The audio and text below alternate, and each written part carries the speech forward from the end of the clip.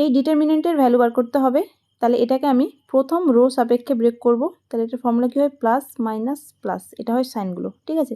তাহলে প্রথমটা হচ্ছে 1 ইন্টু এটা বাদ যাবে, A B square minus A C square, A B square minus A C square হয়ে গেল, মাইনাস এ ইন্টু এটা বাদ পড়ে থাকলো কি এ বি মাইনাস এসি হয়ে গেল, লাস্টে হচ্ছে প্লাস বিসি ইন্টু এটা বাদ তাহলে সি মাইনাস বি। আচ্ছা, এখান থেকে আমি এটা কমন নিতে পারি, এটা কমন নিয়ে নিচ্ছি। এটা কমন নিলে পড়ে থাকবে কি b square minus c square. তাহলে একবারে করছি b plus c into B minus c হয়ে গেল। এবার এখান থেকে দেখো আরও একটা এ কমন যাবে, তাহলে আমি মাইনাস এটাকে এ স্কোয়ার করে দিলাম, এখানে পড়ে থাকলো বি মাইনাস সি, ঠিক আছে। আর এটা যা আছে তাই রাখছি, শুধুমাত্র এখান থেকে মাইনাস কমন নিচ্ছি, এখানে বি মাইনাস সি দেখতে পাচ্ছি, তাহলে এটাকেও বি মাইনাস সি করার জন্য মাইনাসটা কমন নিয়ে নিচ্ছি, তাহলে বিসিটা এটাই থাকলো, এটা হয়ে গেলো B minus C.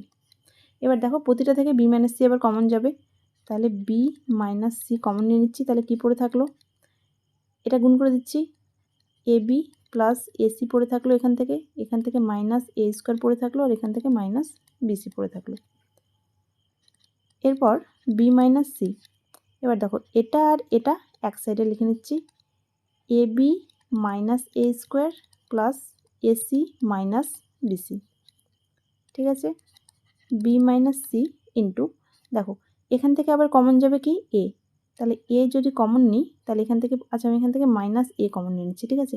Minus a common নিলে পড়ে থাকবে এ মাইনাস বি, আর এখান থেকে কমন নেব প্লাস সি বাকি দুটো থেকে, তাহলে কি পড়ে থাকবে, এখানেও এ মাইনাস বি পড়ে থাকবে, ইকুয়ালস টু, এটাকে থার্ড ব্র্যাকেট করে দিচ্ছি, বি মাইনাস সি, এখান থেকে দুটো থেকে আবার এ মাইনাস বিটা কমন যাবে, এ মাইনাস বি, তাহলে পড়ে থাকলে হচ্ছে মাইনাস এ প্লাস সি, মানে এটাকে ঘুরিয়ে আমি সি মাইনাস এ লিখতে পারি, ঠিক আছে।